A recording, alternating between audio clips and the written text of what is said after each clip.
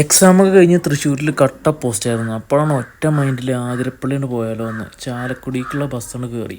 ചാലക്കുടി ചെന്നപ്പോൾ തന്നെ ആതിരപ്പള്ളിക്കുള്ള ബസ് റെഡിയാണ്. KSRTC കയറി ഫ്രണ്ടിൽ തന്നെ സീറ്റ് അടിച്ചു.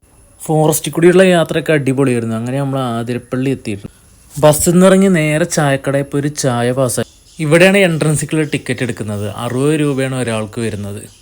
പിന്നെ ഇവിടെ ടിക്കറ്റ് ക്യാഷ് ഓൺലിയാണ്. കയ്യിൽ ക്യാഷ് ഇല്ലാതെ വന്നാൽ ഗൂഗിൾ പേ കൊണ്ടൊന്നും കാര്യമില്ല. പിന്നെ ഗൂഗിൾ പേ ഉണ്ടായിട്ട് വലിയ കാര്യമൊന്നുമില്ല. ഇവിടെ നെറ്റ്വർക്ക് തീരെ കിട്ടുന്നുമില്ല.